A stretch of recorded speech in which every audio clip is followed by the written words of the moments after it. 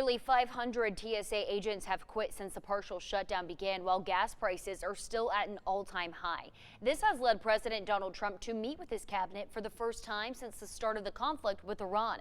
Monica Alba has more on the wide-ranging conversations from the Middle East to failed votes in Congress.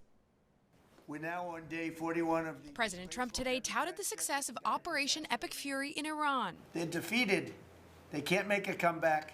The president says he estimated this conflict would last 4 to 6 weeks and that the U.S. is ahead of schedule, and insisted, despite Iran's denials, that the country's leaders are desperately negotiating a deal to end the war. They'll tell you we're not negotiating. We will not negotiate. Of course they're negotiating. They've been obliterated.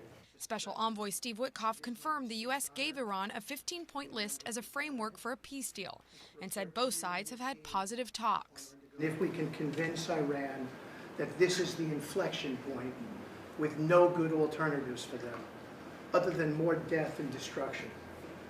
We have strong signs that this is a possibility. Meanwhile, the president blaming Democrats once again over the partial government shutdown. They need to end the shutdown immediately, or we'll have to take some very drastic measures. The Department of Homeland Security has been affected for 41 days, Democrats refusing to fund the agency unless there are changes to immigration enforcement procedures. Both sides are open to funding departments that don't do immigration, such as TSA and FEMA, and it appeared the stalemate might be coming to an end this week. But that optimism was dashed when Democrats rejected the Republican offer. And contain none of what had been talked about, none of the reforms we had been discussing.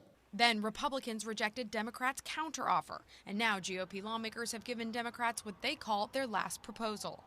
Until DHS is funded, some federal employees, including TSA officers, will have to work without pay. Many have quit, others have called out sick, leading to hours-long lines at airports and very frustrated travelers. We missed our flight. We had a 6-hour layover, and unfortunately we were unable to make our connection because of delays. Monica Alba, NBC News, the White House.